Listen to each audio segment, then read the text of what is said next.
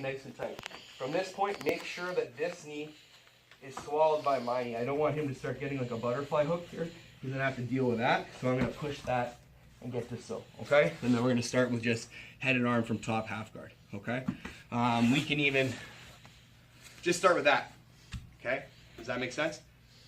Right? So where you would be using this is if you were trying to pass it another way. Say if I'm trying to run around him and he keeps inverting his guard or whatever, right?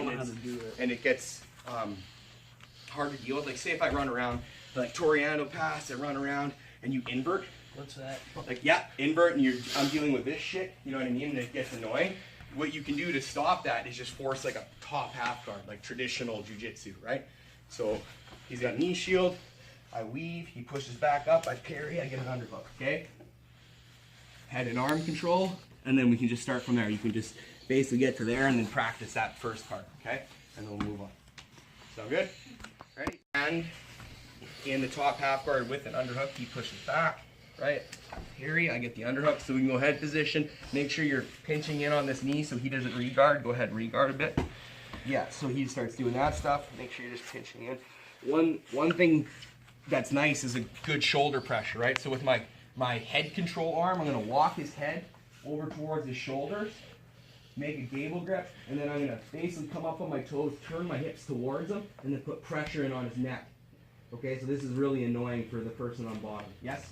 Starts putting pressure, okay? So from there, what we're gonna do, this is the way I do it, okay? So I'll grab the back of the armpit, and I'm gonna start walking his legs over to the right, okay, towards the underhook side.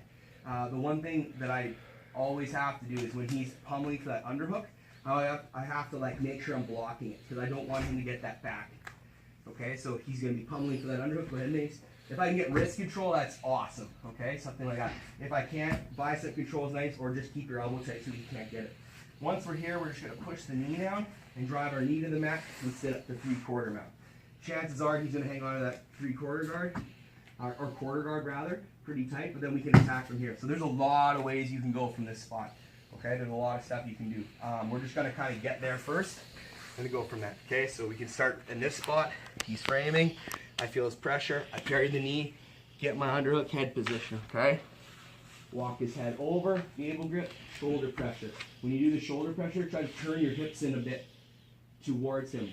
One thing you don't want to do is just sit like with this foot lazy and dormant. You want to be kind of up on your toes. Casey does have a big bridge and he bridges into me. Go ahead, Nick.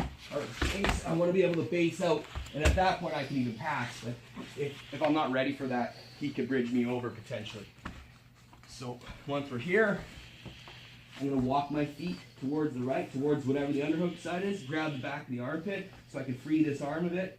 Push down to the mat. Free my knee, and then we can sit up into 3/4 mount. Okay, so we'll do that part and then we'll work from there. Cool? Questions? So they're pointing to my left, and if I can get him pointing to where I'm looking, it's much easier to do this because even if he gets a good bite here, right, like a really good bite, if I just pop my knee out, it's super hard to stop it from there. If we're on the other angle and he's got a good bite, it's super hard for me to jump this out, right?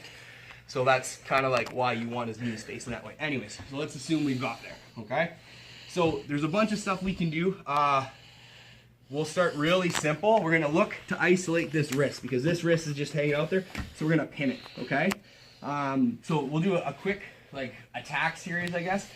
With this wrist, I'll keep it bent close to his head because if it's close to his head and I'm grabbing near his hand, actually half hand, half wrist. So if I'm grabbing at the end of the lever, pulling it close to his head so he tries to extend that arm, it should be real hard. If I'm out here, he extends the arm, and sir, we'll go back a bit, bud. Right here. See, I'm here, he extends his arm. That's pretty easy for him to do. And when he's in closer like this, he extends his arm, much harder, okay? So we're gonna bring it to his ear, and I'm gonna switch my grip, okay? Pinning with that one. We're just gonna go for a simple American lock. If you get an American lock from here, it's pretty strong, actually. I'll slide my other wrist in, connect the wrist. I could probably finish it from here. Yes, good. If you need some more oomph, I can pop my elbow over and drop my hip. Make sure everything pinches towards, I like pinch it in and drive it towards his hip, keeping the hand low, okay? Hand low, everything's really tight, okay? So that'll be the first one. We'll just start with that, okay? Everyone do it a couple times and we'll build off his response. Yes? Good? Ready? Your next fighter. Shoulder pressure, I pin the wrist, okay? When I pin the wrist, A lot of times what he's going to do is he's going to kind of do like an underbelly style escape with this arm and get his arm to help get in the fight, right? So then now he's not isolated. It's the buddy system, right? No more flying solo. Okay, so I'm here. He punches his arm in. Go ahead, Mace. He punches his arm in to help. Boom. So now it's going to be really hard to American lock him. But now I have his other arm. Okay, so we're going to just go gift wrap first. Okay, so right here, I'm just going to grab that arm that just came into play, grab it by the wrist, pull it nice and tight, and then I can sit my mount up a little bit higher, and I'm going to put pressure down on his shoulder. This sucks if you're the bottom guy. Okay, striking, this is like, if he doesn't move, the fight's over. Because he can't properly defend. I can posture, I can hammer on him like to the cows come home. So by all means, if you're in a fight, just punch him from here because you're totally safe. It's great. What we'll do though right now is we'll just do a back take from here. Okay, so we have the gift wrap. I'm going to slide my hand in and get a Kimura grip. What I'm going to do is I'm going to bring my knee up by his head, stay nice and low. My elbow comes up onto my thigh, and I'm just going to sit to my butt and then fall to my other butt cheek, and I'm going to get his back. Okay, so one more time. We're here. I'm pinning the wrist. He punches his hand through. I see that other wrist coming. I'm going to grab that wrist. Okay, pull it tight. Wiggle my hand in for that Kimura grip. Walk my mount up so my knee is right by his head. My whole shin is right along his back. Okay. Elbow to the thigh. Sit to one butt cheek. Sit all the way to the other butt cheek, and I have his back. I like to go half back myself. If you have long legs, by all means, feel free to triangle. But we can stop there for now. So we just take his back. You can finish with the rear naked choke finish if you want or whatever, but that's where we'll kind of stop. Cool? Questions? No? United Fighter? Wow. Right. Okay, so we're in 3/4 mount. We'll just start from here. Mason, so I'll go from this spot. So I have Mason's wrist pinned. I might be looking to attack this. He puts that hand through. I'll just make a side note here. This is a really good opportunity to start looking for arm triangles because he put his hand right across, okay? So if you're into arm triangles, that's a great idea. Especially like MMA fighting stuff like that. It's awesome. But there's another way we can take the back. So basically I'm in 3/4 mount and he's kind of looking this way. I'm going to roll the other way. So I'll do this slow. We're going to do a rolling back take from here. So once I'm here and I have this gift wrap, I'm going to pin his wrist so he can't come back right away. I'll turn about 90 degrees, okay? So I'm straight in line with him. I'm going to turn like perpendicular to him. I turn. I'm going to reach towards his feet as I roll, okay? Push my hook through. I can grab his hip, grab his shoulder, push him down to the mat, and then you're going to end up in the back, okay?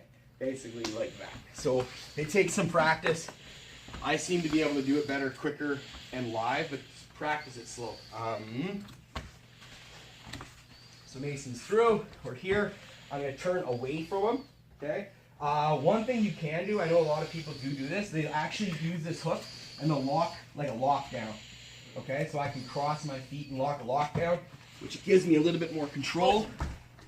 Okay, but it's up to you. Right? Try them both. See which one you like best. One more. So 3/4 mount. He's already reached through. I'm pinning. I'm just gonna. So say maybe he's super tight and I can't get in there for some reason. I'm just gonna turn the corner, roll through, throw my hook in there. I can take his back in spectacular highlight reel fashion because it's hilarious and fun. Good job. Okay, ready? United Fire.